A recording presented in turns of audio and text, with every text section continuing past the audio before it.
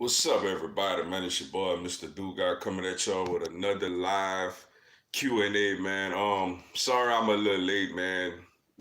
like, I if things be happening, but thank everyone, man, for coming in, man. I'm gonna be a little longer today than I normally be, man.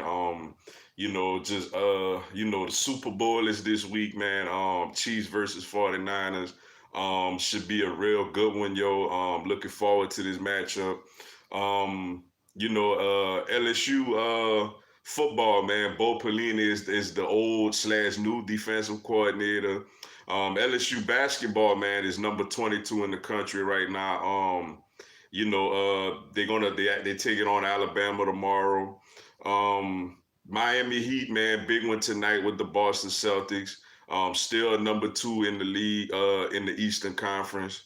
Um, and of course, man, the big news, man, what I wanted to talk about too, man, was, the passing of Kobe Bryant, his daughters, and seven other passengers, man, on that helicopter, man. Just a very, very, very extreme, tragic event, man. Just something that's just so sad, man, and just so horrific, man. I wanna everybody thoughts, on what their favorite memories of Kobe, man. Where they was when they got the news, man, and just love your family, man. Love everybody, that's in your life, man. Take care of your kids, be there for your family, man. Cause truly we never know, man. What's going on, boys from D? Appreciate you tuning in. How's it going, man? Hey, it's going great, yo. Got Bo Pelini, D coordinator, man. He's back, one of the best defensive minds in the country. And the basketball team doing good. They they don't believe in beating down nobody, but nevertheless they're getting victories, man. So everything going good, yo. What's up, Brian Dennis Stadium? Appreciate you tuning in. Bama versus LSU basketball tomorrow. Yes, yes. In the PMAC, man. I'm looking forward to that, yo. LSU playing some good ball, man. Like I said, if LSU is blowing out somebody, best believe the team gonna come back. If LSU is getting blown out, best believe LSU will come back, yo. That's just how I go with the Tigers right now, man. What's up, Z Sean Haku? Appreciate you tuning in, yo. Yeah, what's going on, yo? Hey, another day at the office, man. Just to join it, man. What's up? What's up, GA City Blue Devil? Happy Tuesday, Mr. Dugai. Oh man, I thank you so much, GA City Blue Devil, man. Thank you so much for the super chat, yo. RIP Mama, and in honor of the 2019 LSU Tigers. Yes, RIP Kobe, RIP his daughter Gigi, RIP those seven passengers, man. And yes, man, the national champs, man. It still feel a little surreal, man, that first time in 12 years, man, we got it done, man. And then for Kobe, and yeah, man, it's just sad, man. Just sad, man. I cried. I'm not even gonna lie to you. I cried, man. Finally, I'm able to come to your stream. Hey, appreciate you being here, yo. Appreciate you being here. Eagles should retire number 8. That's interesting, man. I would be all for that, yo. Obviously Kobe was a huge Eagles fan, man. You know, I checked it out the other night, man. The video of him, holding his daughter. After the Eagles won the Super Bowl, him like, oh snap, oh snap, we won. Um, yeah, man, just that number 8 jersey he wore, man. I wish I could have get my hands on one of those too, man. On the Eagles number 8 Bryant jersey. Um, and I'd probably just frame it, man. But yeah, I would be all for that, man. I'm pretty sure, whenever the season start, man, the Eagles gonna do something in his name, man. Whether it's a tribute or like something on the jersey, something at the stadium. I'm sure they gonna do something, man. He's Philly's own, yo. What's up, Sabrina LH? How are you? What's going on, yo? Appreciate you being here. What's up, Lenny D? Appreciate you tuning in. Shout out to Mark Cuban and the Mavs. He said nobody is ever wearing 24 again. Yeah, that's big time, man. That's a great gesture, man. The the guy was amazing, man. I tell people, I was not a big Kobe guy, man. I pulled for Shaq, with Shaq being an LSU guy, but I rooted against those Lakers, man. I was a Heat fan, yo. I rooted against those Lakers, man, and the majority of the time, like Kobe let you down because they pulled it off, man. They pulled it off, man. Like they really did it, man. And that guy was just very amazing, man. What's up, Jet Life 504? Hey, I greatly appreciate the super chat. Thank you so much, yo. I cried too. It just don't seem real. Yeah, it's crazy, yo. Even this morning, man, I looked at some more stuff on him, man. I was able to see the T-Mac video of him, interview about him, and it's just emotional, man. I don't think I've ever. It's sad because I cried more over this situation than I did over, unfortunately, some family members, that had passed, man. It just was so sad, man. And that guy was such an icon, such a great player. Like you said, it just don't seem real, man. It just don't seem real at all, yo.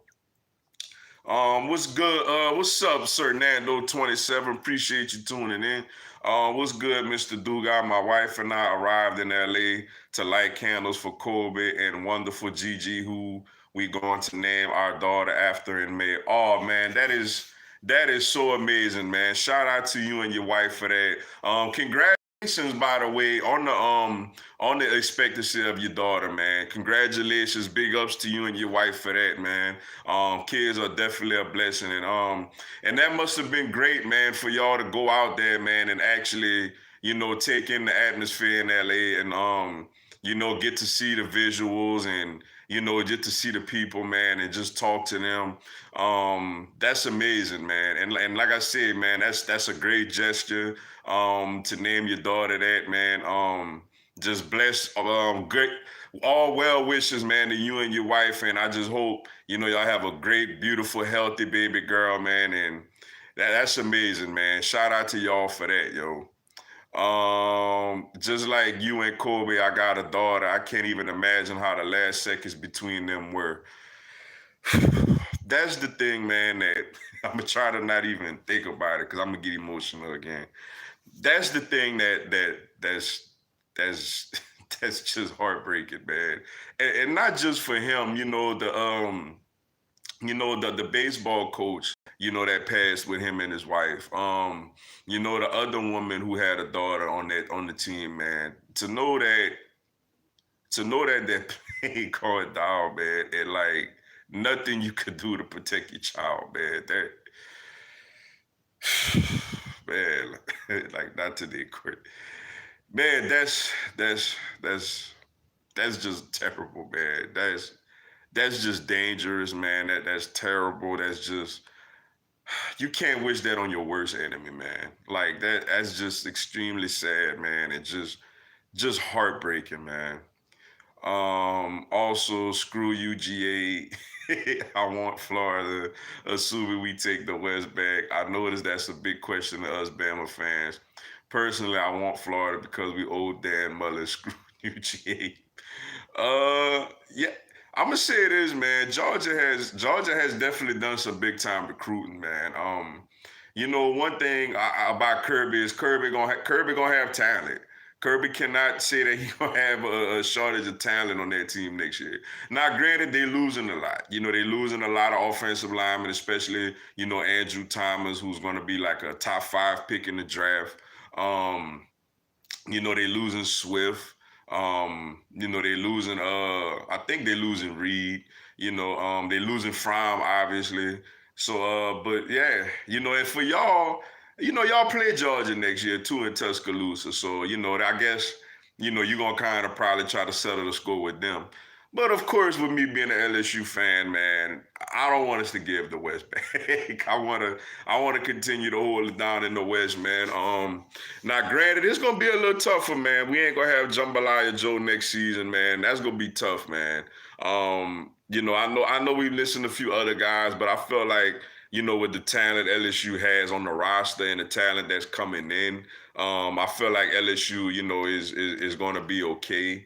But yeah, man, definitely looking forward to that, man. What's up, Conru girl? Appreciate you tuning in. Oh, thank you so much for the super chat, yo. Thank you so much. I greatly appreciate that, my friend. Thank you so much for all the support from you and from every one of y'all. Thank y'all so much, yo. Let's see. What's up, Tiger Raven 18 2018? I'm rooting for three former Clemson players from the Chiefs. Number 14, Sammy Watkins. Number 21, Brashard Breeland. And number 44, Darian O'Daniel in the Super Bowl. Hey, that's what's up, yo. That's what's up, yo. For us, man, the good news about the Super Bowl, man, is a former LSU Tiger will win the Super Bowl this year. For the 49ers, is only one player, but he's a big-time player. Linebacker Quan Alexander is like the star linebacker for the 49ers. And of course, for the Chiefs, man, we got the honey badger, Tyrann Mathieu, back there in the secondary. We also got Mo Claiborne. We also over there, Darian Williams is over there. And I think it was another guy, man. Another guy that he don't really play much, but he's over there. But I did see that LSU had the most former players that's gonna be participating in this Super Bowl. But yeah, it should be a great one, man. But that's what's up, man. Clemson definitely holding it down for the Chiefs, man. And like I said, y'all got two starters. Like y'all got Sammy Watkins and Brashard Breeland. We got two starters, but one on each team, and a couple of guys, one guy on injured reserve and another guy that don't really play too much. But that's what's up, man. Good luck to them, yo. It is sad, dude. Yeah, it's extremely sad, man. And it was funny because I had a cousin and a couple of I had one cousin call me, and I had another cousin texting me, and I had another friend texting me. Was like, man, you heard about Kobe and this and that, and I was like, man, man, y'all need to stop, man. That's not true. Because at the time, man, first I was watching a movie with my daughters. And then I sent them off to the room to go play and stuff, and I put it on the Pro Bowl coverage, and I was just like, I'm not seeing no breaking news, anything happened to Kobe. I did see the TMZ report, but I was like, nah, man, that must be a hoax. And for me, when I started getting a little worried was when I seen that Adrian Wojnarowski tweeted. He's like basically the Adam Schefter of the NBA. And when I seen him tweet, I'm like, oh, snap, man.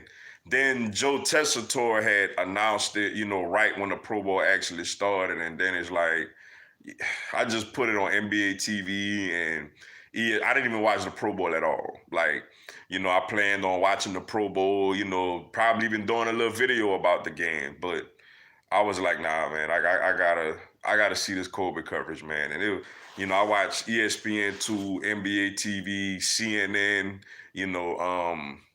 man, it was sad, man. It was real sad.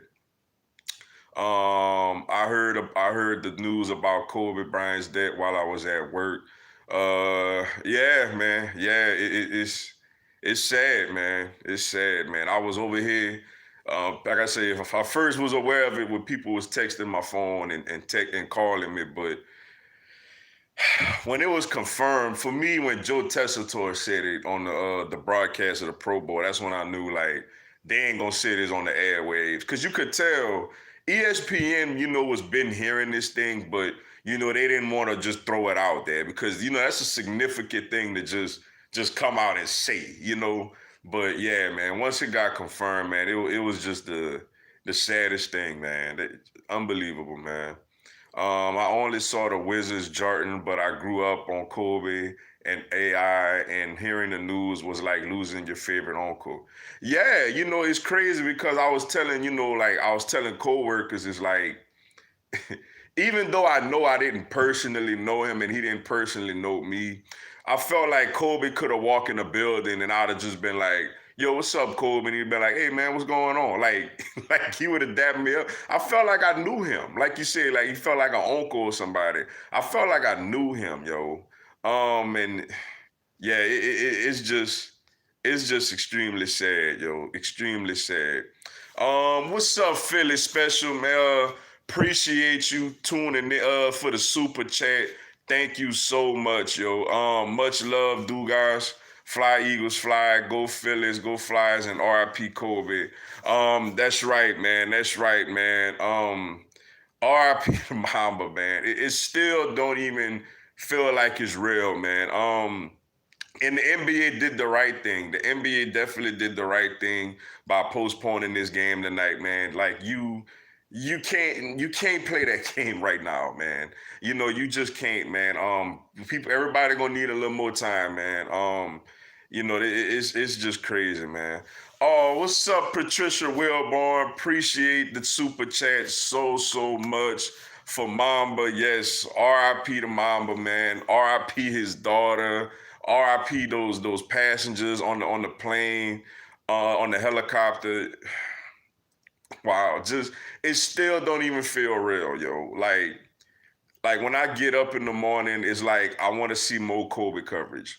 When before I go to bed, after I watch a game or two, I want to see more Kobe coverage. This guy was just an icon, yo. It don't feel real, yo. It just does not feel real. It's just the saddest thing, man. Just the absolute saddest thing, yo. Uh, let's see. It's very sad, such a tragedy, but we all got our time. We are not here for long, unfortunately. We don't get to choose how we pass or when he calls, he calls.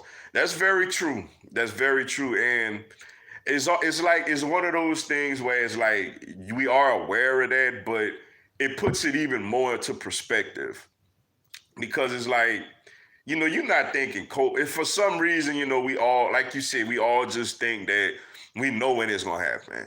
Like we looking at Kobe and it's like, we thinking like a situation like with Muhammad Ali, where, he lived a long life and then eventually, he got sick.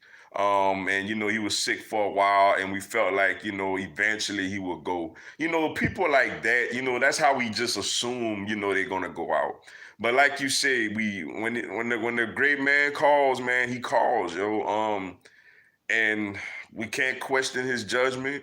We just could keep moving and striving to be better people each and every day, and leave a lasting legacy while we here. So whenever we are gone, people will remember us for the right reasons. Um, let's see. All right, Mr. Duga, I about to spend some time with my wife. She told me to say she loved how all sports and entertainment fans come together and did tribute. See y'all next Tuesday. Hey, I appreciate you tuning in, Sir Nando 27. RIP to Kobe, man. RIP to GG and those passengers. Big ups to you and your wife for going out there and checking that out. And once again, congratulations on the pregnancy, man. Just keep me updated on how everything goes. I'm hoping for a very healthy baby girl for y'all. Thank you for the support, and I'll see you next Tuesday, Lord willing. What's up, Title Man 24? I'm still crying. R.I.P. Kobe and Gigi. Yeah, it's sad, yo. It's it's sad. I cried again this morning. I'm not even gonna lie to y'all. Like I watched some more. I seen Luka Doncic last night. I seen more people was over there at the visuals in L.A. by the Staples Center. And I just cried again. I'm like, I seen more highlights of his daughter. It's funny because just about a month ago, man, because I follow Vanessa, his wife, on Instagram, and she posted a picture of Kobe and Gigi, and they had the exact same shooting form. Like, if you could go, on her Instagram, like, and you see that picture, it's the exact, I'm telling you, the exact same shooting form, yo. Like, and I seen highlights, also around that time of Gigi ball. I'm like, man, she hooping, man. She got a fadeaway, like she driving to the hole. I seen another shirt where she bites her jersey, the front of her jersey, just like her dad. It's crazy. And like I said, man, just to think that it's nothing you could do to help your daughter, man. Like I said, as a man with two little girls, man, I know a lot of you have kids. It's just something that we hope we don't go out that way. Like we just hope that like Lord, take me before my children. Take me way before my children. And at least give me the strength to always be able to protect them while I'm here, yo. And the fact that he couldn't do that, it was just heartbreaking, yo. What's chilling is T Mac said Kobe wanted to die young. Yeah, I did see that, yo. Now he did clarify later in the interview that Kobe said that was way before he had kids, but still, he did say I did see that. And the T Mac interview, if y'all haven't seen it, it's really gonna hit home. Um, those guys were close, and I'm talking about like since they were, because I think T Mac or one of them, either T Mac went into the league 1 year before him, or he went into the league 1 year before Kobe. Either way, but they went into the league 1 year apart. And just to see they showed just old footage of him and T Mac, and just everything they did together and how close they were, and it's interviews they did. And seeing him, he lost a brother, yo, and it was just really touching. So if you get a chance, y'all check out the T Mac interview. It's real sad, yo. But yeah, he did mention Kobe did say he wanted to be greater than Jordan and he wanted to die young. But like T Mac said, he did that pretty much before, he was able to have kids. But it's just real sad, man. It's just real sad, yo. I have Notre Dame losing 3 games next season. They will lose to Pitt, Wisconsin, and Clemson. I could see that. I could even see them losing another one, man. I am kind of getting tired of the whole Notre Dame thing, man. It is just how I just wish they'll be in a conference, man. Like how they just every year, just we gonna now sometimes they'll schedule somebody kind of tough, but then other games is like you hand pick your whole schedule. Like that just rubbed me the wrong way. And if you lose one game and other teams lose one game, like you just automatically, get into the playoffs. I get it money wise, basically NBC covers all of their home games, so I get it. It's independent money basically, but like going to the ACC or something, man. Like y'all doing basketball, go join the ACC, and you and Clemson go head up every year, yo. Like it is frustrating seeing them just like, we gonna just pick our own schedule, yo. What's up, Jermaine? One Eagles fly high. Appreciate you tuning in.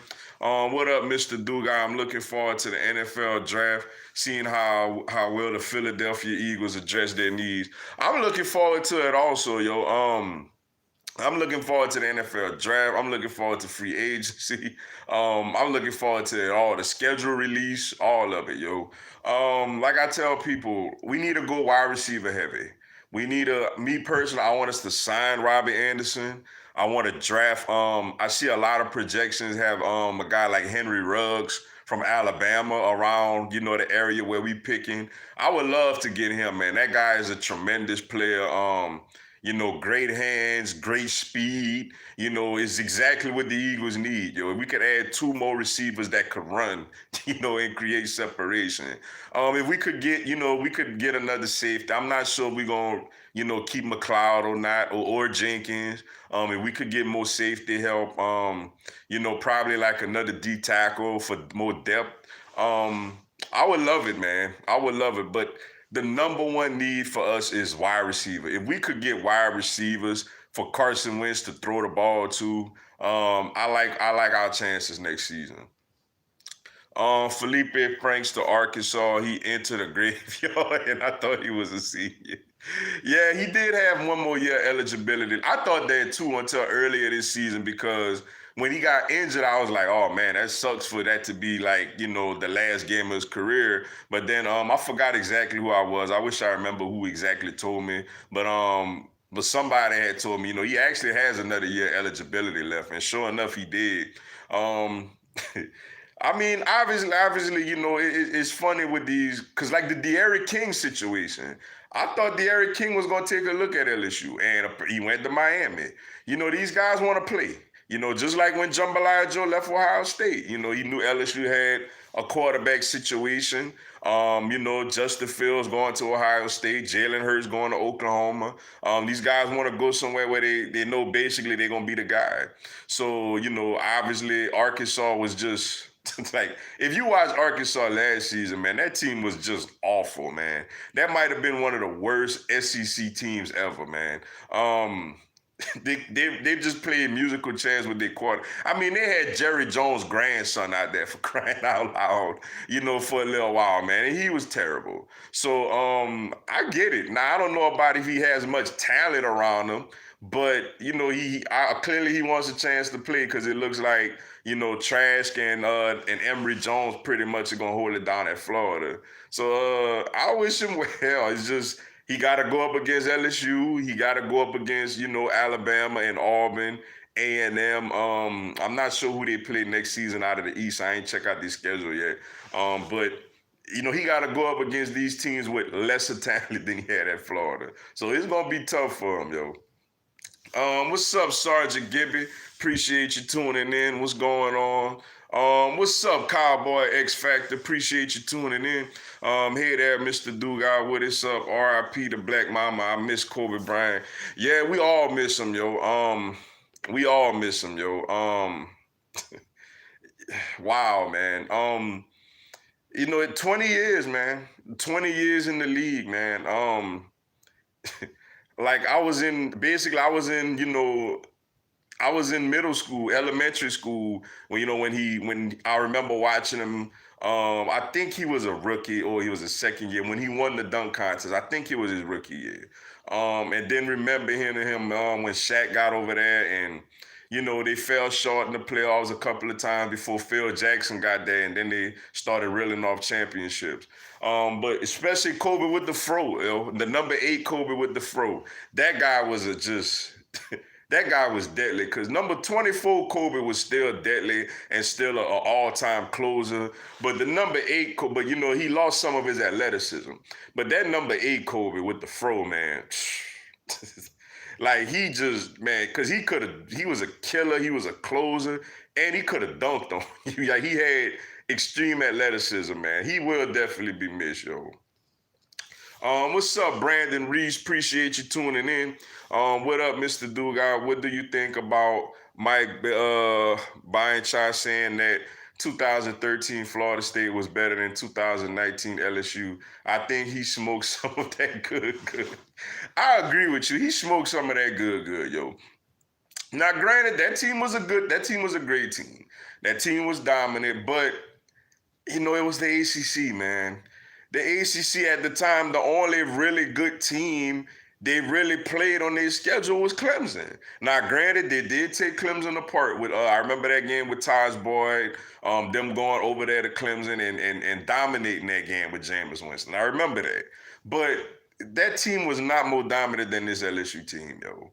Like, Auburn was taking, LSU ain't never fell behind, you know, that much. Like, granted, we fell behind 10 to Clemson early on and had to come back, similar to what Florida State did. Florida State struggled with Auburn. And that Auburn team, man, honestly, like, with all due respect to them, that had to be one of the luckiest teams in the history of college football. That team was not very talented. But, you know, they had Nick Marshall playing quarterback. You know, they had Trey Mason. They had, Sammy Coates. You know, defensively, like, I don't even, like, who else was on that team defensively? I know they probably had, was D Ford there or one of those guys? Maybe they had one of them there. But that team was not that talented. Like, they took a Hail Mary play to beat Georgia. You know, they took a kick 6 to beat Alabama. LSU actually destroyed them during the season. LSU was the only team to beat them in the regular season. LSU was beating them. The score ended up closer because you know Les Miles, once he gets a lead, he gets super conservative. But LSU jumped out on them 21-0. And it was no part of me watching that game thinking like, oh man, this Auburn team is very good. Like, so, and they struggled with that team. You know, it took them a Kelvin Benjamin touchdown at the end to pull away from that, you know, sorry but sort of mediocre Auburn team. So like LSU would have beat them down, man. So you know, that's just somebody being salty and wanting to feel good, you know, about their little team or whatever, I guess. But no, that team was not better than LSU. What's up, Jose Gomez? Appreciate you tuning in. 2020 been a tough year already. Yeah, it has, yo. Man, it still doesn't feel real. Like it's almost like, all right, man, you know, everybody tripping, you know, he all right, you know, but like, man, it still don't feel real. And just seeing the footage of that helicopter going down and bursting into flames is just one of the most horrific things, you know, you could ever see. Like it was just totally horrific, yo. Wow, man. So sad, man. Just so sad. So depressing, man. I just prayers to all those families involved. Prayers to Vanessa, you know, her daughters, her three daughters left. You know, that coach, man, his wife, his daughter, you know, that dad, man, that dad that lost his wife on the you know, on the plane, man. He said he has three kids now with no mom, to raise with no mom. You know, that woman with her daughter, man. It's just sad, man. It's just sad all around. And you hate for things like this to happen, man. And like I said, Kobe's an icon, man. Everybody, even if you never really watched basketball, you knew who Kobe Bryant was.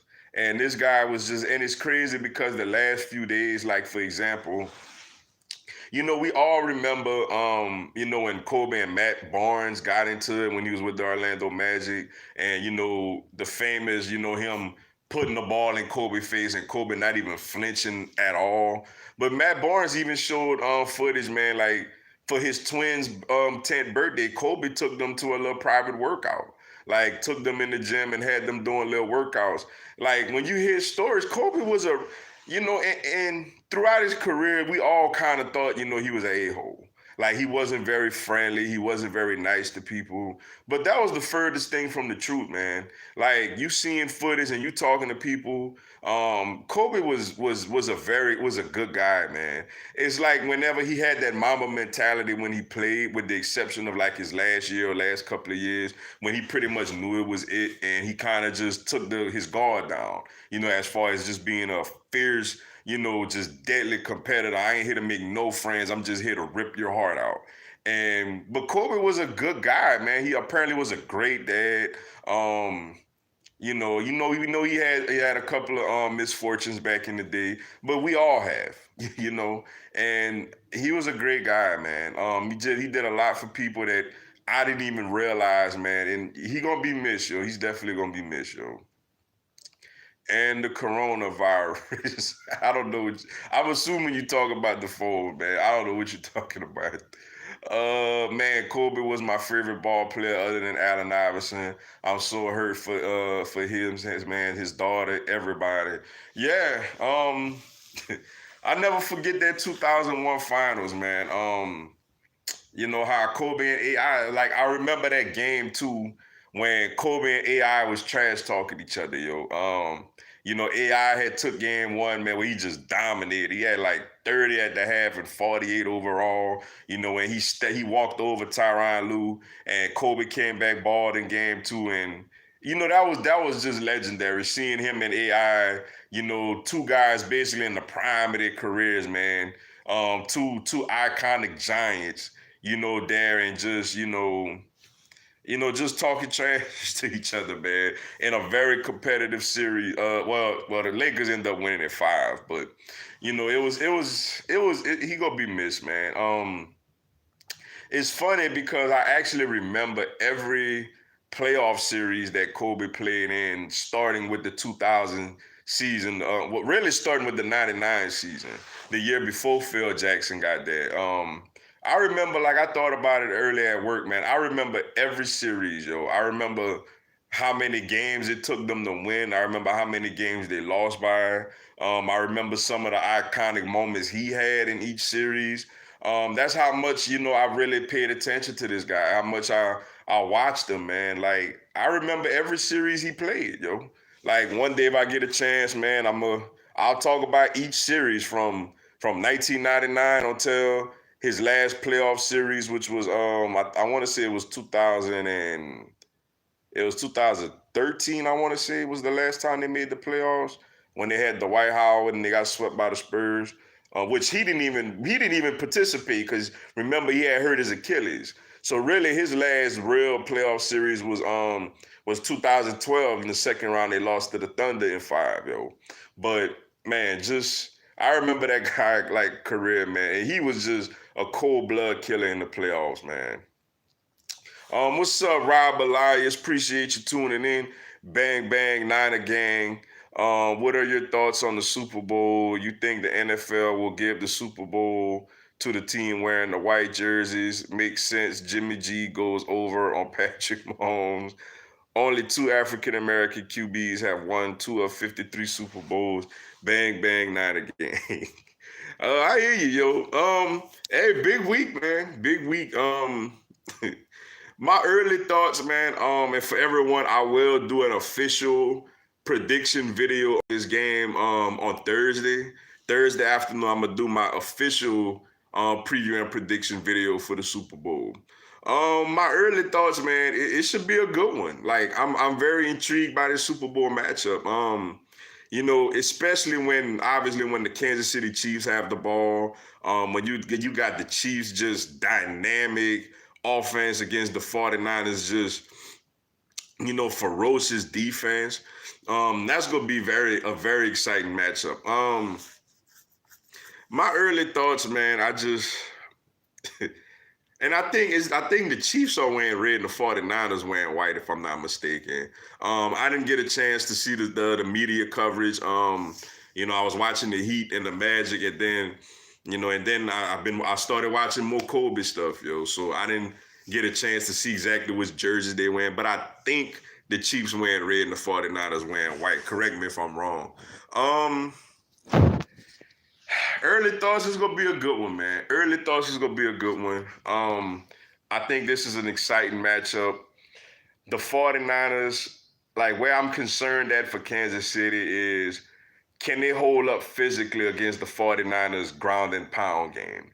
They did a great job against Derrick Henry, but this is 3 different running backs coming at you now. Can they hold up against that? And for the 49ers, as great as their defense is, if they can't get to Mahomes, can those corners cover those receivers, man? I mean, you talking about Tyreek Hill, Sammy Watkins, Mecole Hardman. You talking even Travis Kelce. Like, even Damian Williams out of the backfield. He's not much of a great first or second down back where you could give it to him and pound him. He's capable of breaking a long run, obviously. But I think he's more dangerous catching the ball out of the backfield. And then you got to worry about Mahomes using his legs also. Obviously, as we could see with that run against Tennessee, he's healthy. Like, he's still capable of taking off. But right now, without me diving into it, I would go slight margin to the Chiefs right now. But I really like before Thursday, I'm gonna really break down these teams. I'm gonna really break down these matchups and who I think gonna prevail. But stay tuned. Thursday, Lord willing, I will have a preview and prediction for the Super Bowl on Thursday, yo. I'm ready for baseball chop on. Hey, me too, yo. Me too. Like, it's funny because it seems like it comes quick, man. I think we're not far from pitchers and catchers reporting.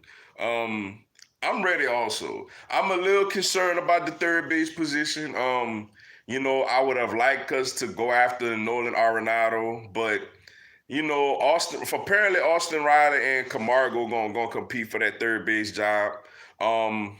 I love the Ozuna pickup, especially if he plays anything like he did against us in the NLDS. That guy just killed the Braves in the NLDS, man, when he's with the Cardinals. Um, yeah, I can't wait also, yo. I'm definitely I can't wait also. I'm definitely looking forward to it as well, yo. Let's see.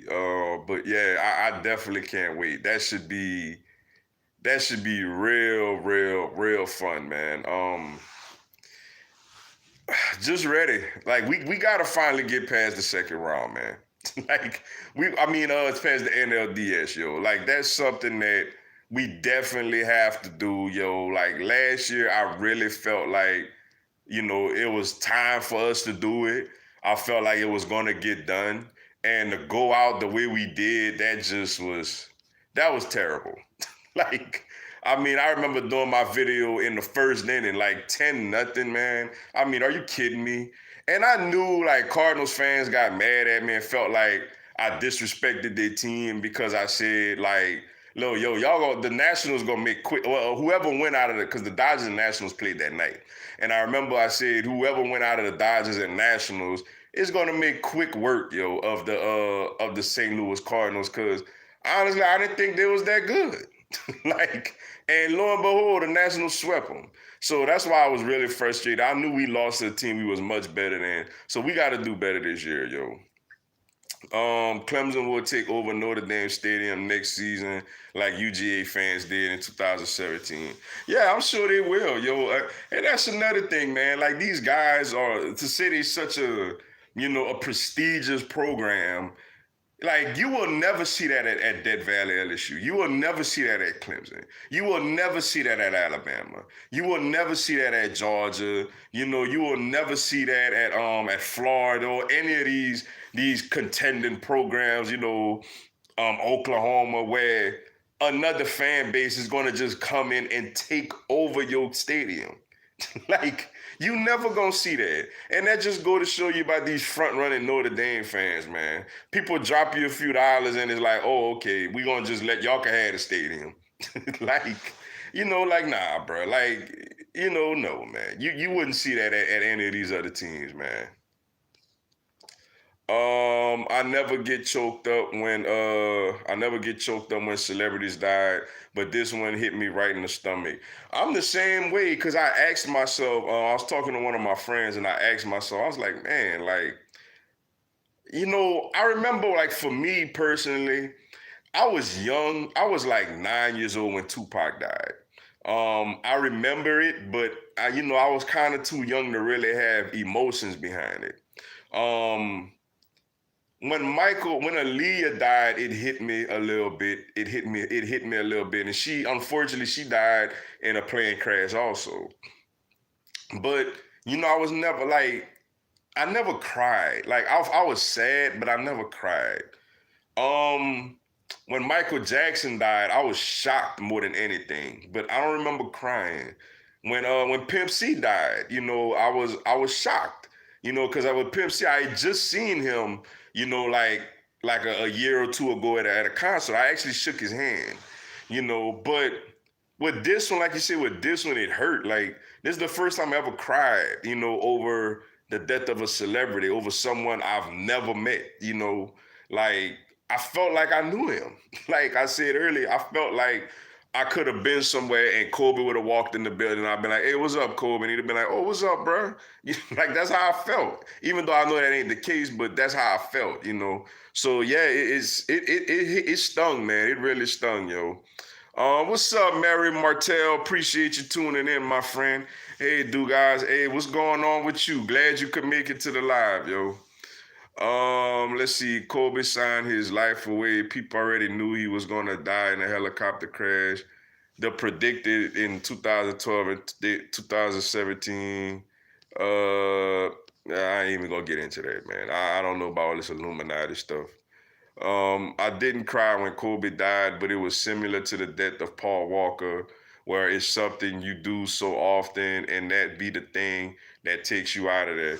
Yeah, Paul Walker died in car crash, and he was the star of Fast and the Furious, a movie about car. Yeah, I remember Paul Walker. I was a big fan of the Fast and Furious series, yo. That was crazy also, especially seeing the footage of, his car exploding, like seeing that people, I remember seeing the video where people was passing and you just seen the car in the flames, man. That that just gotta be a horrible way to go out, man. Like just man, like it's crazy because it's like, man, we all go one day. Like that's the thing, we all go one day, man. And it's kind of scary. It's kind of scary when you think about it, yo. A couple of years, I had a little cousin, man, who was a football player in high school, 17 years old. You know, I used to I used to follow him on Snapchat all the time. I used to watch his Snapchat videos, talk with him on there, and honestly, I haven't been on Snapchat since. Since he passed, I let go of my Snapchat account. I've never been on Snapchat since. I do do Instagram, I do Facebook, but I no longer do Snapchat, man, because I just remember being on there and majority because he would post a lot, and I would see a lot of his stories, and I would, I would laugh, I would message him, and he died in a car accident, man, 17 years old, man. We went to the same high school. My high school honored him last season. The whole family. And the high school had a great season, went undefeated in the regular season. Lost in the quarterfinals of the playoffs, but had a great year in honoring him, man. It was sad. It was real sad. And while we was at his funeral, I had an uncle in Texas that passed away. That caught a heart attack and passed away. So we was at like two funerals within a couple of weeks of each other, man. So it's yeah, you just never know, man. You just never know. But like I said, man, while we here, let's just love one another. Let's just be thankful for what we have. Let's not stress about the little small stuff, man. Like let's not stress about the small stuff. Let's be thankful for what we have. Let's be thankful for the people in our lives. And be blessed and just be nice to one another, man. Let's be kind to one another, man. Cause we just, like you said, we just never know, man. Let's see. Kobe always took helicopters and died by one. Yeah, yeah. It's weird, man. I used to fly. I never rode a plane before, but I used to ride helicopters all the time, man. I used to work in the Gulf of Mexico, and man, it's just and I remember the first time I rode on one, man. I was like, I want to say I was what 20, 21 years old, and I was extremely scared. I was extremely scared. But by the grace of God, I made it through all those helicopter rides, man. Some was short, some was over an hour. But man, like you say, it's routine.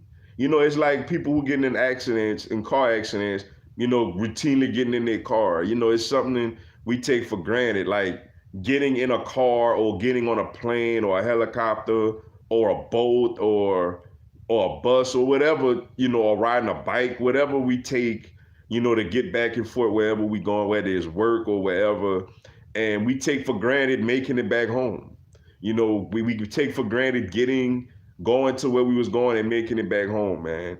And that's like that time for COVID, man. I'm sure him, his daughter, and all the passengers, the pilot, everybody is just like, this is routine. No one's thinking like, okay, man, this may be the last time we alive, and then, man, it's crazy, man. It's really just crazy, yo. Do you think the Saints should move on from Drew Brees and start Chasing Hill? Drew let us down in the playoffs. He did. Drew did let y'all down. Drew had a bad game, yo. Drew had a real bad game against Minnesota. Especially the play whenever Taysom Hill, did make those two big time plays back to back, and then Drew fumbled. However, I don't think it's time to move on from Drew Brees yet. I say at least one more year. What the Saints do need, however, the Saints need more receivers, man. As great as Michael Thomas is great, don't get me wrong, he's great. And I know he broke the record for most catches in the regular season and all that good stuff. But part of that has to do with the fact that nobody else gets open consistently. Trust me, as an Eagles fan, I know like you need receivers. And like I said, I felt like it was always good to have, instead of having, and I'm not saying the Saints should get rid of Michael Thomas or nothing crazy like that. That's not what I'm saying. But I felt like it was always more important to have multiple good receivers instead of one really, really great one. Because in the playoffs, everybody's good and everybody has good players and good coaches. Is what got them there. So, you can scheme ways to try to take certain players away. And I know they added Jared Cook, and that was a good addition, but the Saints gonna need a draft a receiver in the first round. I say go get two more receivers, get a good solid slot receiver, and get another good outside receiver. You got Kamara, you got Murray, you got Cook. The line, you got your line. I think I'm gonna lose Andrews Pete from what I'm understanding. And run it back with Drew Brees, yo. Like, I mean, just the week before, I know Carolina was basically tanking, but just the last couple of games before that, Drew was amazing against the Colts when he broke the record for like touchdowns. Like Drew Brees was amazing that game. He had one incompletion against Carolina. The Saints put up like 40 something points. The loss to the 49ers, that wasn't Drew's fault. Drew put up 40 something points. If Drew if Drew was consistently bad this season, where he had games where he wasn't putting up points, but like I remember watching the game against Houston, he was amazing.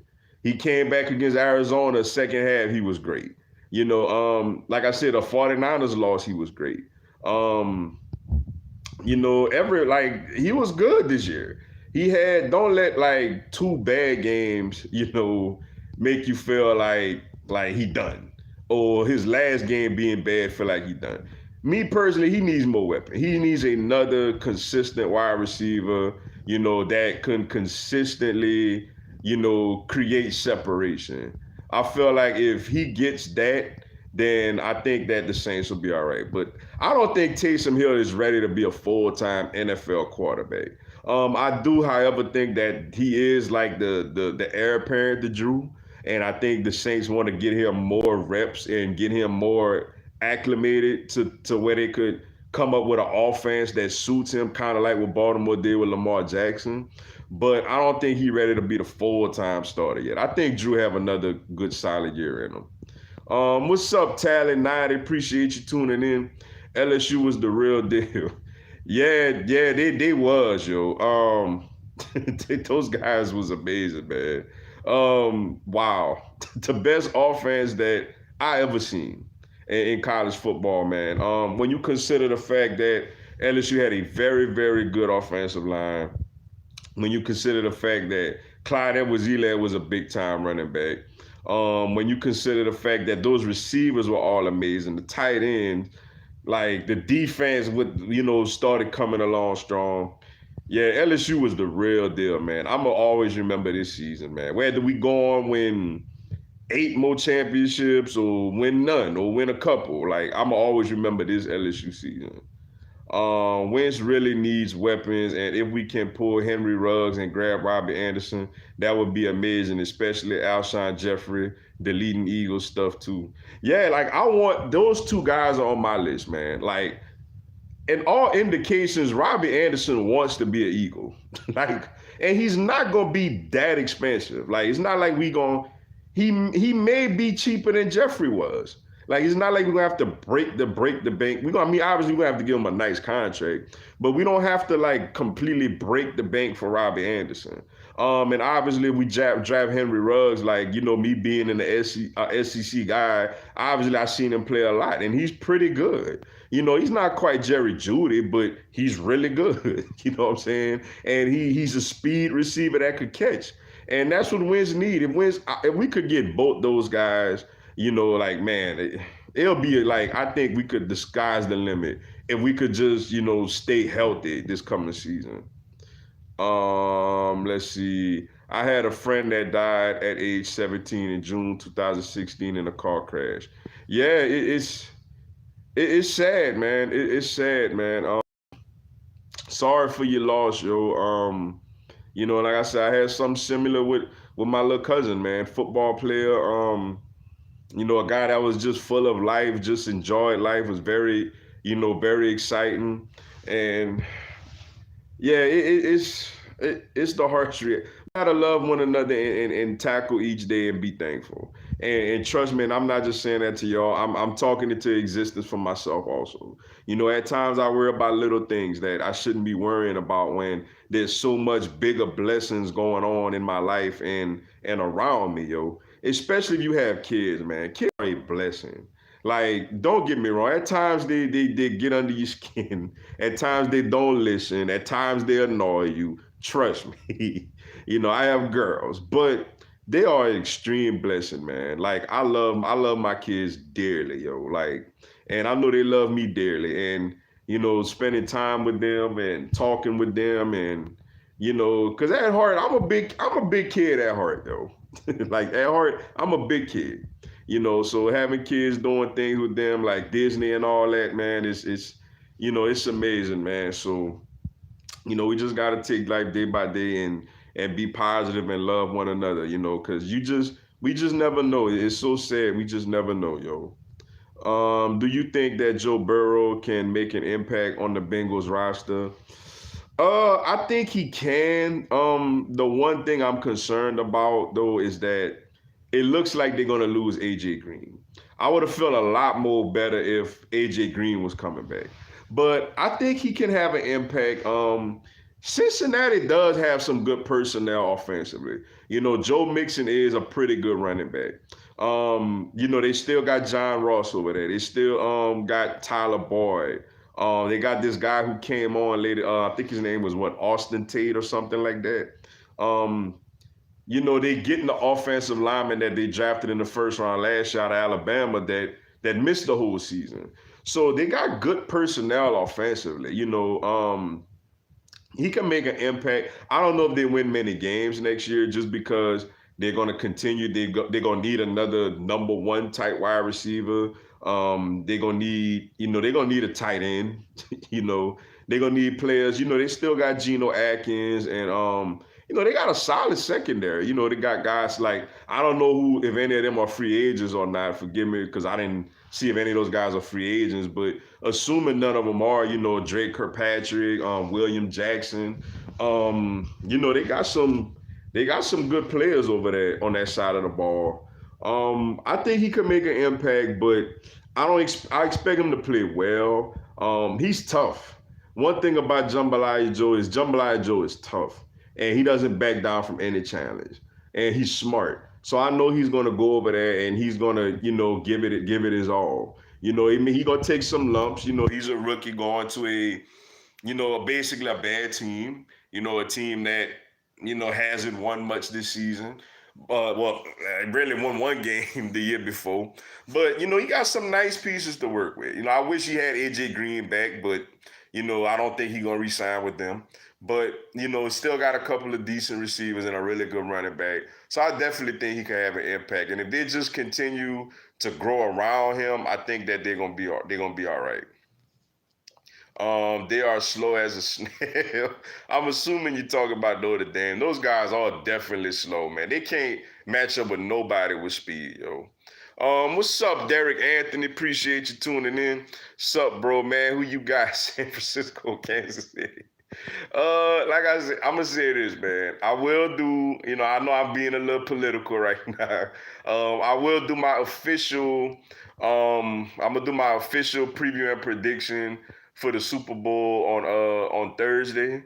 So y'all stay on the lookout for that. I will break down the matchups, break down the game, and make my official prediction. But early right now, without really digging into it, I'm leaning slightly Chiefs, yo. I'm going slightly Chiefs right now. What's up, Malik Baker? Appreciate you tuning in. What's up, Mr. Dugas? What's good, yo? Let's see. Let's see. let's see if it's real football, Niners should win. Hold on, wait. Oh, I got knocked off. Hold on. Apologize for that. Wait, where I'm at. Yeah, if the refs have their say, Chiefs win. Like last year, NFC Championship game, Saints should have won. I mean, I don't know about all the refs and all this, everything is rigged and all this. It's funny, like you hear a lot of people say that, the NFL is rigged once their team lose. Like when their team been winning all season, nothing is wrong with the NFL. But as soon as their team, goes down, all of a sudden it's rigged. So like I said, I don't know about all of that, man. Like I said, I don't know about all of that, man. But we'll see. Should be a good one, man. How much do you want to? Dang, I don't know why I don't know why my thing keep cutting off like this. Hold on, I apologize, y'all. It's like I'm reading the comment and then it takes me all the way to the bottom. Let's see. Wait, hold on. Where we at? All right. How much do you want to bet this Clemson versus Notre Dame game will be like the 2017 UGA game? How UGA literally took over the stadium. I was shocked when I saw that. Yeah, I remember seeing that game also. And I felt the same way. And I was like, to me, that just go to show you they front running fans. Like that would never happen in Death Valley. That would never happen, man. Now, granted, you may have teams coming in with a lot, buying a few tickets, but to where like that's a home game for them, that would never happen at Death Valley. That would never happen at Tuscaloosa. That would never happen at Clemson. That would never happen at Georgia or Florida or Auburn or A&M. That would never happen at none of these places, man. And that just goes to show you these Notre Dame, they front running fans. Like, oh, if you give us enough money, we'll give away our fandom. Like, I understand when a few people do that. Now, granted, there will be a few LSU fans, because I think a few of them did that when we played Georgia. Like, it was a little more Georgia fans in there than it would normally be, but it still was a big LSU home crowd. You know what I'm saying? Especially with that Notre Dame game being a night game. If you're going to catch LSU giving up some of their tickets, it would be like a 2:30 Central, 11 a.m. Central type of game. You will never see that happen in a prime time Saturday night game in Death Valley, man. Like, you will not see that, bro, against a big time opponent. Some people may get a ticket away if we playing like a lesser opponent, where it's just like, oh, y'all could go, enjoy it. But yeah, that was crazy. Like, I remember that like that was yesterday, and I was just like, man, look at these front running fans. Basically sold their soul, man, for a few dollars, yo. 2019 LSU team would beat the 2013 Florida State team because the ACC is a terrible conference right now. The ACC is just all Clemson right now. Yeah, it is, man. And I think that has something to do in the championship game, man. I think Clemson wasn't really quite, prepared for the type of talent LSU had all around for a consistent 60 minutes. Now, I know they kind of went through it with Ohio State, but, it's the ACC is bad right now, man. That's why it would be nice. Now, granted, Clemson would whip their behinds too, but it would be at least nice if Notre Dame would join them. We're going to see what happens with Mike Norvell at Florida State. I don't know too much. I don't know about what's his name at Miami. I forgot his name already. The coach they just hired last year, Manny Diaz. I don't know that he really the answer over there. Virginia was never really a big football school. A lot of these other teams was never really big, football school. Really, the team that has to get it together is Florida State.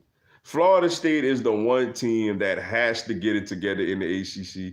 Miami eventually has to get it together too. Those are the two programs that have the resources, to make the ACC very competitive. Pitt maybe, Pitt has a nice tradition. But these other teams, man, like the Dukes, the Syracuse, maybe you could throw Virginia Tech in there also. But a lot of these teams are more like basketball schools because the ACC. Well, not this year. I think the Big Ten is the best college basketball conference this season. But normally it's the ACC. So like I say, Florida State, Miami, and Virginia Tech gonna have to do better. Like they got resources to be better programs, Joe. Let's see. Knowledge. Hey, greatly appreciate that, Derek, Anthony. I completely lost all respect for Brian Kelly when he was being snooty and yelling at the media for questioning him about faking injuries and denying it in that game in Athens. It was so obvious. That guy, he's just a snooty guy altogether, man. Like I've seen interviews with him, and he walks around like he thinks he's Nick Saban. Like he walks around thinking he's Nick Saban. Like I could just talk to you people any kind of way, but bro, you've never won anything. Like you've never won anything. You've played for what, one national championship and got skull drugged. You've been in the playoffs a couple at another time and you got skull drugged. Like you haven't won anything, yo. So like humble yourself. But yeah, he's just a snooty person all around, yo. Like I don't care for that program neither, yo. Let's see. Which SEC coach? What's up, Brandon Reese? Which SEC coach do you think has something to prove next year? I think Jimbo Fisher because of the contract he got. That's a great question. That's a great question. Jimbo Fisher is definitely up there. Not just the contract he got. They had a very disappointing year this season with 5 losses. Plus, they should have a much easier schedule next season. I expect them to be better. They don't have to play Clemson. They don't have to. They don't have to play Georgia. They get us. They get LSU at home. They do got to go to Tuscaloosa and go to Auburn. But yeah, I'll say Jimbo, man, because you got what, some new first year new coaches, Mike Leach and Lane Kiffin. You can't really expect a whole lot out of them. Arkansas has a new coach. I'll say Jimbo Fisher, and I'll also say Will Muschamp I'll say Will Muschamp at South Carolina and Derek Mason at Vanderbilt. Because those are 2 guys that could have lost their job this season. Like, I don't think Jimbo Fisher, if he has another 8-4 type year, that he's gonna get canned. I think Jimbo, at worst case scenario, Texas A&M should go like 8-4, 9-3 this year. Worst case scenario. But Will Muschamp is on the hot seat. Derek Mason is on the hot seat. Like Vanderbilt, unfortunately for them, I don't know how much better of a coach they could get over there. That's not a program that's built, to have consistent success in football. Obviously they could dominate in baseball, winning the championship, and be, and eventually be solid in basketball. But I don't think that they have the resources to be a consistent SEC contender in football. That's why, what James Franklin did over there was so amazing, getting them to like consistently 8-9 wins. But I'm going to say Derek Mason and Will Muschamp are the guys that got something to prove, because I definitely think those 2 are on the hot seat going into the season. Because obviously, Coach O, Saban, a lot of those coaches obviously are Kirby, Mullen, obviously way at the top. I think Fisher got a little more time. Plus, I just think he's going to be better. He had probably the most brutal schedule in the country this season. You had to play, Clemson and LSU, and Georgia all on the road. I'm gonna say Will Muschamp and Derek Mason. What's up, 12-Man Nation? Appreciate you tuning in. Much love, bro. Go Hawks. Hey, greatly appreciate it, yo. Greatly appreciate the support, yo. KC all day. Spit that knowledge. KC can't cover the corners on the run game. Yeah, like I think, before like I said, I'm gonna really break this matchup down further the next couple of days before I do my preview and prediction video on Thursday. But just early look, man, I'm gonna go slightly Kansas City because I just keep thinking about. I know Richard Sherman had a great season. Like he was amazing this year. He was great. I just keep thinking, like, man, can he really at his age right now? Can he run with these receivers at Kansas City? Like, can he run? With Tyreek Hill? Can he run with Nickel Hartman? Can he run with Sammy Watkins? Can they have a guy that could cover Travis Kelce? That's the thing that I'm thinking of off top, man. But like I said, I'm gonna really dive into this. Thing closer on Thursday. Hope my homeboy win KC a chip 100. Yeah, and to add my own little biases, man. I like to see Andy Reid finally get one, man. Andy Reid obviously was a longtime Eagles coach. Made us very, very relevant, for a long time. Um, we fell short with him. We fell short. Lost in the Super Bowl to the Patriots in the 04-05 season. Made 3 straight NFC Championship games. Fell short to the Rams, the Buccaneers, and the Panthers. Got close a few years after that, losing to the Cardinals.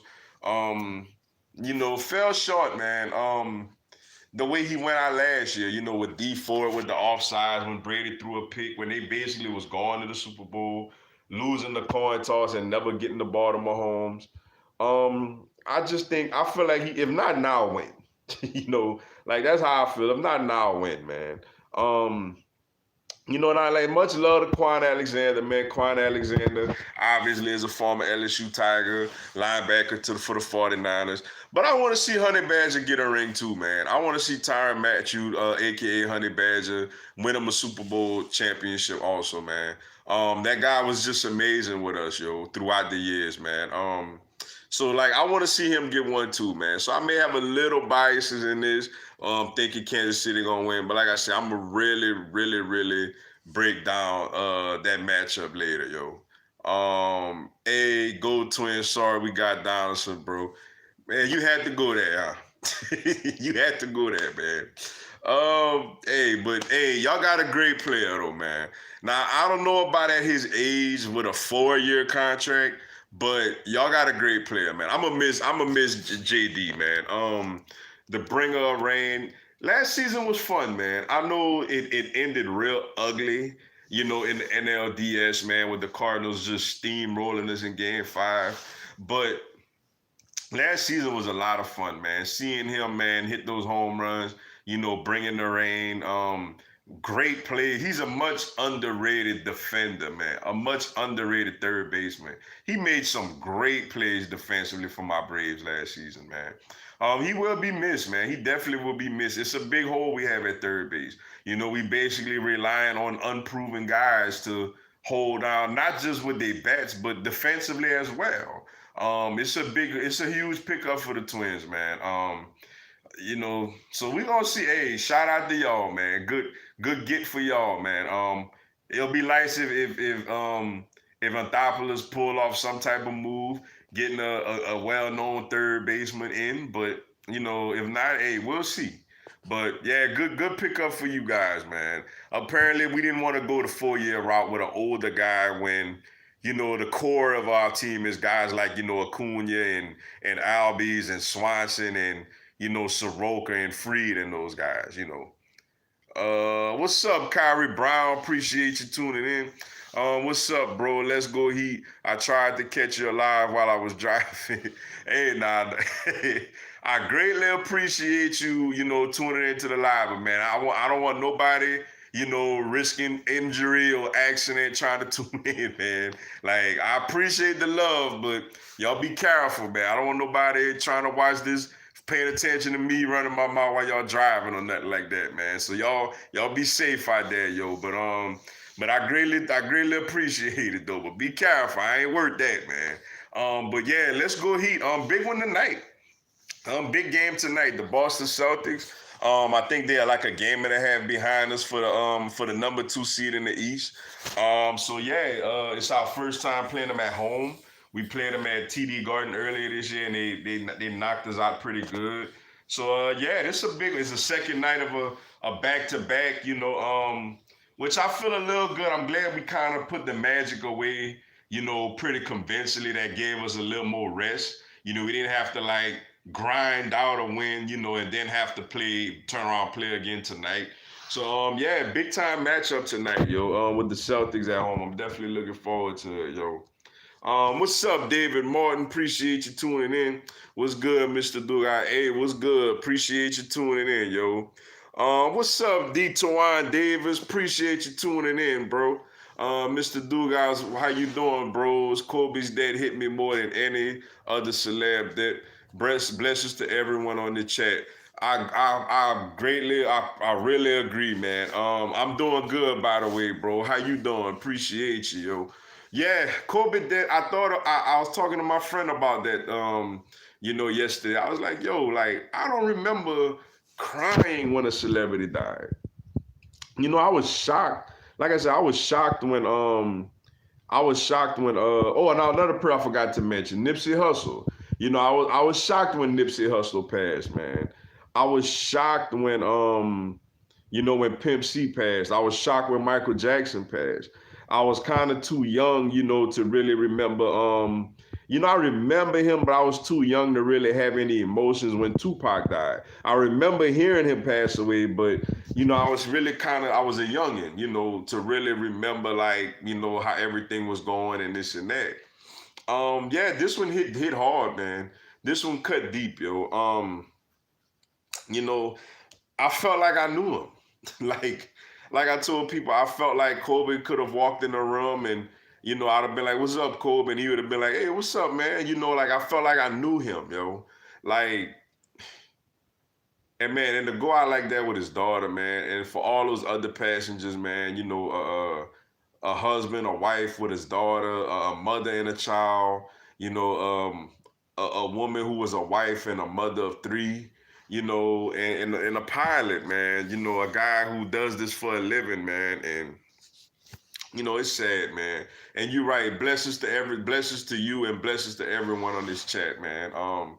Let's just be great every day, man. Let's stop sweating the small stuff because we don't know. Like we truly and sincerely don't know, when our time is, man. So like let's not sweat the small stuff. Let's love each other. Let's be respectful to one another. Let's support one another. And we could go far, man. We could do great things in this world and in this society that tries to tear us apart, Amen, brother. I lost both my parents, bro. Life rough. Wow. Oh man. Wow, man. Prayers to you, yo. I'm sorry about your parents, man. That gotta be devastating, yo. God bless you. God bless your family. Wow, wow. That's sad, man. I can't imagine what it's like, to lose both your parents, yo. I'm blessed. I still have my mom and my dad around. I have a little sister. I have two little girls. I did lose all my grandparents. My mom's mom passed when I was 1. My mom's dad passed when I was 4. My dad did lose both his parents. I lost my dad's mom and dad when I was 10. My grandfather died that May, and my grandmother died that July. So my dad did lose his mom and dad within a couple of months of each other. And my great grandmother, she was the last one of my grandparents to live. She was 94 years old, and she passed when I was 3 years after that. She passed when I was 13. So I have lost all my grandparents. They all been dead and gone since I was 13 years old. Which is 20 years ago. But man, like to lose your parents, like I said, I still have my mom, my dad, and I even have a stepmom. And my little sister and kids, man. Prayers to you, yo. Prayers to you. Prayers for. I pray for you to have strength. I don't know if you have any kids or not. If you do, I pray. I pray for you and your kids. If you have, a wife, girlfriend, or whatever, like and his siblings. Prayers to you, yo. That's tough. I must admit, that's tough. And I wish you the best, yo. I wish you strength and prayer, man. And I appreciate it, man. If any, I'm glad that I could just, bring you and everybody else together on the Tuesday, man. To just, and it's therapy for me also, yo. For us to just take our minds off of, the struggles of, because life is hard. Life is extremely hard, yo. And for us to take our minds off of the daily grind and the daily struggles of life, and for us to all just come together, yo, and just, and just talk sports, man, just, and enjoy it, yo. I love doing this every Tuesday, yo, and I greatly appreciate y'all, man, for joining me and for being here, man. This is big for me also, yo. Favorite Kobe moment hitting the dagger on D Wade. Till this day, it still affects me. I remember that shot too, yo. He was going like sideways, like he was going to the side, and he just tossed that thing up there, and he banked it in on Wade, man. And I'm like, oh, like I actually remember watching that game. If I'm not mistaken, I think it was it on a Friday? I think it was on a Friday night, yo. I do definitely remember that game. Um, my favorite, I got a lot of favorite Kobe moments, man. And some of them, and I'm gonna say favorite because it's out of respect. I wasn't happy when he did those things. Cause like I said, by me being a Heat fan, yo, hey, I proudly rooted against the Lakers, man. Um, Favorite, of course, everybody gonna go to the 81 point game against Toronto. For me, I remember. I think it was Championship Sunday. I think the Steelers beat the Broncos and the Seahawks beat the Panthers that day, earlier that day. I just remember going in my room, man. I want to say I was like 19 years old, man. And I remember going in my room and I had it on ESPN News. That's when ESPN News was a lot different then. Like it was strictly just news 24/7 around the clock. Um, and I remember they said, I think her name was Cindy Brunson. I think she was like, man, right now we watching Kobe in LA. He currently has 74 points. Like I was in my room. I just had the TV on. I was about to get in my bed, and I just stopped and I looked at the TV. I was like, wait, what? Like 74? Are you serious? Like that's a lot for one player, man. Obviously I remember that. I remember the alley to Shaq game 7 against Portland. And was it in 2000? That was a big time iconic play. The shot against the Phoenix Suns, man, when he in 2006, they did end up losing that series, but game 4 when he stole the ball and he made the little running jumper at the buzzer to knock off Phoenix. Um, just yeah, a lot of members, man. It's too much. It'll take me all night, man, to just remember the big time clutch performances that he had, man. The daggers that he hit, man, to just really break people's hearts, man. Them other teams, yo. Thanks for good vibes on YouTube, RIP Kobe. Hey, I appreciate you, yo. I appreciate you and everybody for the love and the support that y'all have given me throughout this whole YouTube journey that I'm on, man. Thank y'all so much, yo. What's up, Abel Torres? Appreciate you tuning in. RIP Kobe. Can we please talk some Kobe in here to show respect? Yeah, I'm all for it, yo. I'm all for it, yo. Whatever y'all shoot at me, man. I'm all for it. Y'all want to bring up memories? Y'all want to bring up moments? If y'all want to bring up where y'all was when y'all heard the tragic news, I'm all for it, man. Whatever y'all want to talk about, whether it's Kobe or anything else, hey, I'm here. But yeah, that guy is like, but for me, and to answer the question earlier, my very favorite Kobe moment for me had to be his last game. Because that was the one game where, I just really rooted for him. Cause, I'm watching it. I started watching in the fourth quarter. and I think he had like 30 something already.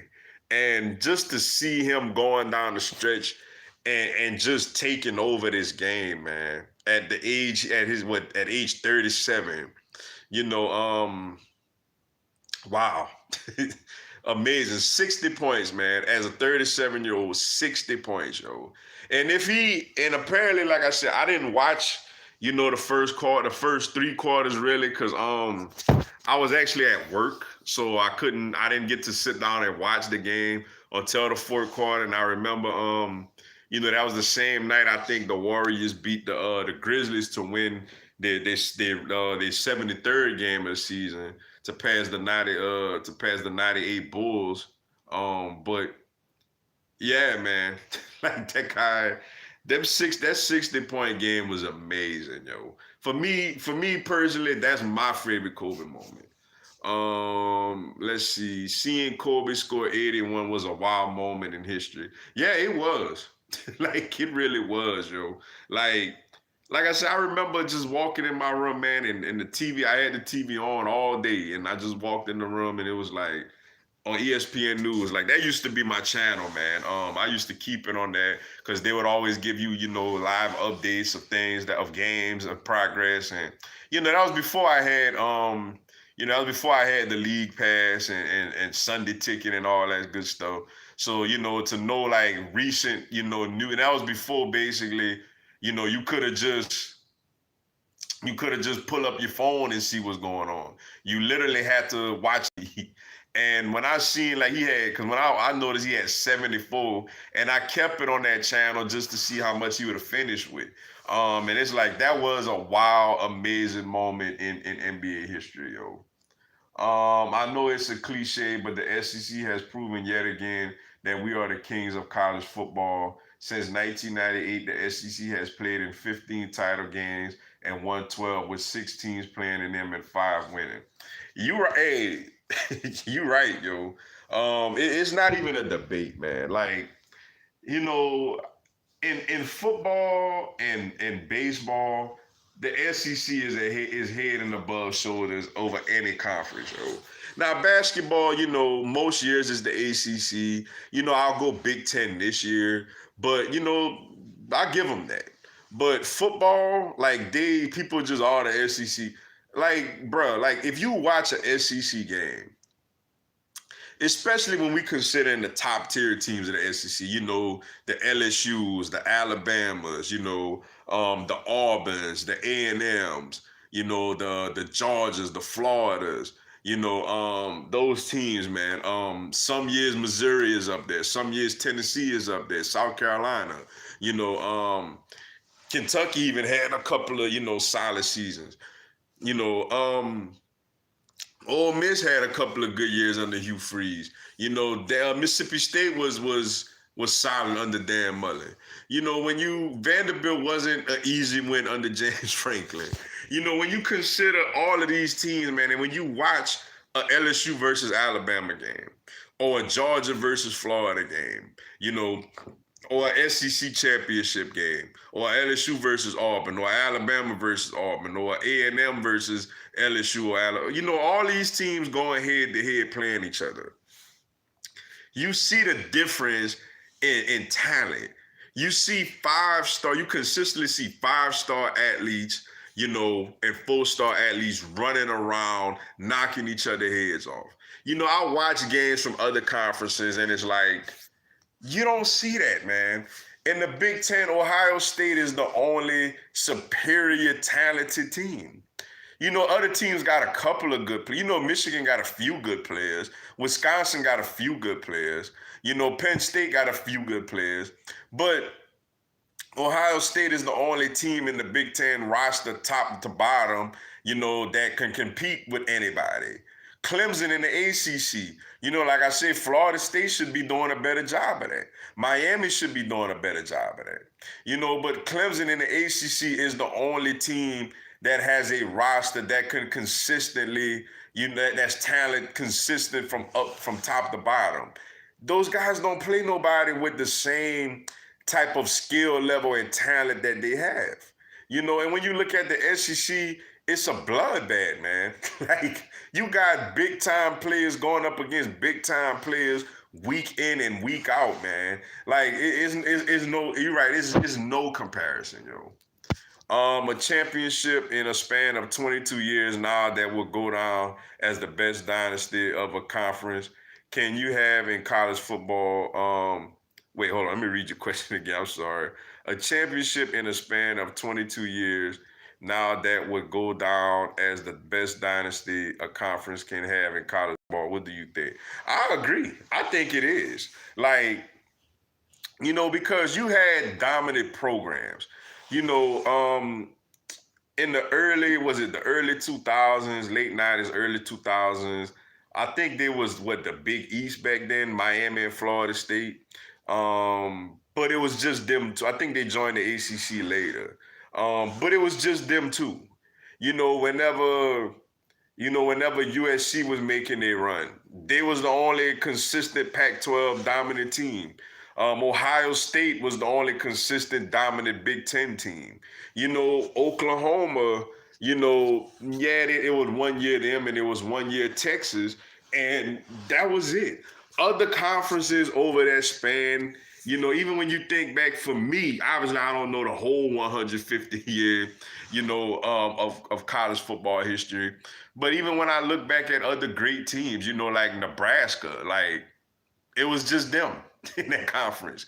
Like, in the SEC, like you said, as dominant as Alabama has been throughout the years, LSU has won championships. Like you say, Florida's won championships.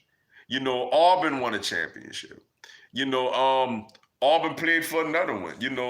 Georgia played for a championship. Like you said, you have different teams, up there. It's just other conferences is just one dominant team and that's it. So it's like, I definitely say this run of college football the last 22 years that what the SEC has done, basically since, the start of this BCS thing, and especially since the 2000s got started, Tennessee won a championship. Like this is the best run of a conference in college football history, in my opinion. Would you rather have Notre Dame lose 2 games and be a clear from the playoffs, or go 11-1 and likely be left out? I'd rather them lose 2 games. Because I feel like if they lose 1, they're gonna still try to find a way to put Notre Dame in there, man. So for me personally, like I'd rather them lose 2 games, man. Cause like, yeah, I don't trust them. Like, I don't trust the committee, man. Like, lose 2 and get out. Lose your 2 games and get out of everybody's way. Like, that's how I feel, yo. Notre Dame needs to put on their big boy pants and join the Big Ten. Yeah, the Big Ten or the ACC or something. Just this. But obviously, it's all money driven. They get their own revenue. By having NBC. Hosting all of such a major network, hosting every home game they have. So, they're not gonna want to get rid of the money they're making. But, personally, like I said, nobody's gonna, outside of Notre Dame, is gonna have any real respect for them. Like, you handpick your schedule every year. Yeah, you may throw a decent team on there. Yeah, you may consistently play USC and Stanford, but those programs ain't what they used to be. Yeah, you may consistently, play Michigan, but like, those teams ain't, what they used to be, man. You're right. Join a conference where you gotta get your nose in, every week, yo. They won't do it because they see no benefit. I put some of the blame on the committee for even letting them in these type of games.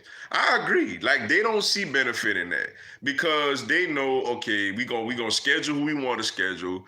Yeah, we gonna give y'all a Georgia every now and then, or a Clemson or something like that, just to keep y'all hush hush. But at the end of the day, we gonna pick our own schedule. We gonna make our own money, and if we go 12-0 or 11-1, they're gonna put us in the playoffs. Even though we know, to a lesser degree, they even know they're gonna go into these big games and these playoff type of games and get their face caved in. Like, we all know that. But at the end of the day, that's the easiest path to get into to get into the playoffs. And you see now with it being a playoff, 14 playoff instead of a BCS championship game, oh, you can't just squeak by and win one game and then bam, you're a national champion. You gotta beat two good teams. You gotta beat two good teams, to win a championship. So I agree, man. What's up, T Flow? Appreciate you tuning in. Don't overthink it. KC is one dimensional. 49ers D line is ferocious. My homie gonna be looking for a place to hide. I'm just calling it like it is. I'm telling you. Hey, I respect it, yo. I respect it. I could see it. I could see it playing out that way, yo. Like I said, I'm gonna do my official preview and prediction video on Thursday. I'm just going off of just looking at things from afar right now. Like I said, I'm gonna really dive into it really tomorrow, and then like I said, I'm gonna put the video out Thursday on what I think gonna happen. I could see it playing out that way. San Francisco is a great team. Obviously, they hit. Like, you don't get hit by accident. Like, you either a very well-rounded team, you either a very well-coached team, or you got a very good offense or a very good defense, or probably both. And in this case, the 49ers have a dominant rushing attack and a great defense. And then when you look at the you look at the Chiefs, they've been prolific offensively. So it's definitely, a must-see matchup. Between, best on best. Kansas City offense versus San Francisco defense. It would not surprise me at all if San Francisco won this game. Like I may even end up picking San Francisco. But, just off of an early vibe, man, I'm just kind of leaning toward KC just a little bit, yo. What's up, Tiger Nation? Appreciate you tuning in. What's down, my homie? Hey, what's good, Joe? Hey, I'm definitely glad you could have made it to the live, yo. I think the reason Derek Mason kept his job is because they know if they got rid of him, what choices will they have out there? The only thing Vandy has going for them is location. I completely agree. Like, I don't see no other benefit of it neither. Like really, who else are you gonna hire, yo? Like, Derek Mason is, and not just that. Say they do hire a very good coach. They do luck up and get a good coach. If he does great over there for like a year or two, he's bouncing and he's gonna take another job. Like, the best thing for Vanderbilt to do is to get a young, if they eventually do let go of Mason, is to get a young, up and coming type of coordinator type of guy. And then do he want that job? Like, do he even want it? Like, do he realize, what? Let me just coach where I'm at for another year or two and I could get a better opportunity than this. So, like, yeah, it's a tough job. Like, you're right. Like, they got Mason over there by default, which goes to show you how great of a job that James Franklin did to get that program to be consistently good, yo. R.I.P. Kobe Bryant and others. Yes, R.I.P. Kobe, R.I.P. his daughter, R.I.P. to all the victims on that plane, the dad, the mom and their daughter, the mother and daughter, the wife and mother, and the pilot, man. Just very sad, yo. Just very sad, and still, doesn't even completely feel real, yo. Bosa, Buckner, Armstead, and Ford ruining KC game plan. 49ers offense is way underrated. Gonna get out of hand. 49ers beat the Chiefs worse than they beat the Vikings and Packers. Nah, I mean, I don't know about that. Like, I don't know if they gonna beat them worse than the Vikings and Packers. I mean, those games were, the Vikings game was competitive until halftime, but the Packers game basically was over in the first 5 minutes of the game. So nah, I don't agree with you there. Like, I feel what you're saying. I feel you being confident in your team, and I mean, you're right. Like, those guys are amazing. They get after quarterbacks, man. They run the football very well. I think Kyle Shanahan is a great play caller. I agree with you that the offense is underrated because Kyle Shanahan is a great play caller.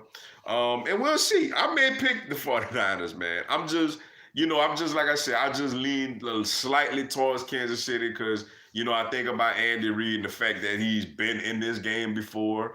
I think about Mahomes. Obviously, I think he's not to say I think Jimmy G is garbage or anything like that, but I think Patrick Mahomes is a much more superior talent, than Garoppolo. But we'll see. We'll see. What's up, Jamal Parker? What's up, Jamal Parker? What's up, my cousin? Appreciate you tuning in, fam. Go Patriots. I hear you. Y'all better give Brady his money, man. Like, y'all over there talking that crazy nonsense about Brady, man. Y'all better give Tom Brady his money, man, before he walk out on y'all, man. Leave y'all hanging. Uh, what's up, Big Mo the Don? Appreciate you tuning in. I lost my grandma at 8 years old. Wow, man. Yeah, that's tough, man. That's tough. Yeah, I feel you, man. I could relate. I lost all of my grandparents by the age of 13, yo. On my mama's side, my grandmother, I was one. I never got to know her. My grandfather, I remember him a little bit. I was 4 years old when he passed. Um, man, and I knew it hurted, man. My grandpa and my mom. I was 10. My grandfather died that May. My grandmother died that July. They died within 2 months of each other. And my great grandmother was the last one of my grandparents to live. My dad's grandmother, mom, she died when I was 13. She was I want to say she was 94, 95 years old, man. So yeah, I've all my grandparents been gone for 20 years, yo. So yeah, I know how that is, man. I wish they was here. I miss them. Especially my mom's, parents. I wish I really got to know them better. But like life is short, man. Life is extremely short. Cherish your loved ones, man. You really, and I'm speaking that to myself also. You really never know, man. Like you really sincerely never know, man. We think we know, but we really don't. Like I said, who would have ever thought, Kobe? Like, we just remember seeing him his 60-point game, just a couple of years ago, man. It's sad, man. You just really never know, yo. Let's see. The Hawks got riled by the refs in that Super Bowl. Holmgren didn't even go shake Kyle hand after the game. He just bailed. Kyle was standing in the middle of the field looking for him, asking where is Mike. Yeah, that was kind of bad. I remember that Super Bowl, man. Like on that Super Bowl, like I said, I'm not one for sitting here calling things rigged.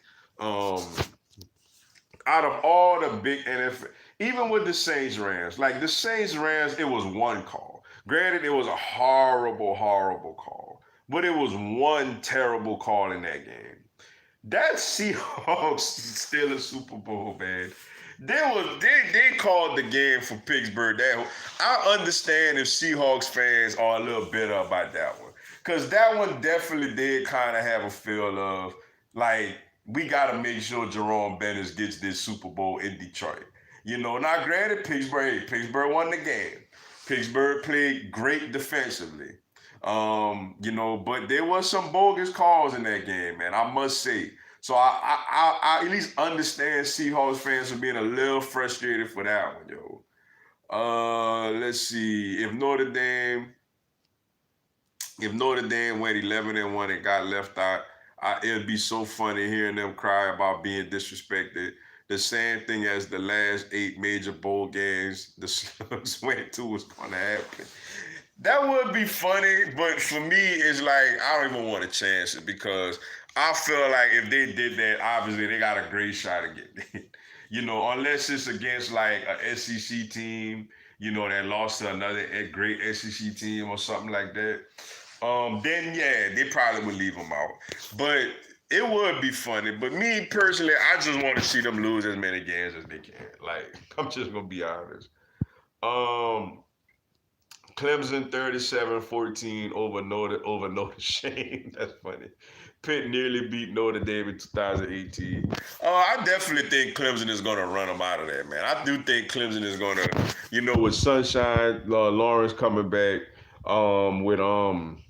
with ETN coming back, with Ross back, yeah, like I think Clemson is going to definitely dominate that football game against Notre Dame. I feel like that needs to happen so they can possibly wake up and join a conference. But if they expand the playoffs, which they shouldn't, they'll get in 11-1. Vandy nearly beat them. Yeah, I remember that Vandy game. Vandy definitely did almost beat them, yo. I see what you're saying. That's a great point. But for them, I don't know what it would take, man. Like that probably would be what it takes, but they make so much of their own money though. Like at the end of the day, it's sad to say, but a lot of this comes down to money. Like a lot of this definitely comes down to money. So if a team could find a way to benefit with money, like I think they're gonna find a way to do it.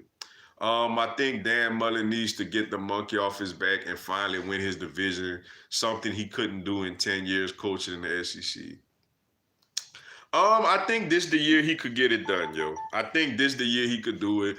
I know a lot of people are hyping up Georgia because Georgia just is extremely talented. They're losing a lot, but they got a lot of talent on that roster. But Florida has an experienced quarterback coming back. Pitts is a big time tight end. They just picked up. I think he got to sit out a year though. They just picked up a big time receiver transfer from Penn State. That was a 5-star. But I think he got to sit out a year though. But Mullen is getting closer and closer to at least. I don't know if he's gonna consistently win the East, but to at least getting over that Kirby Smart hump for one season, yo.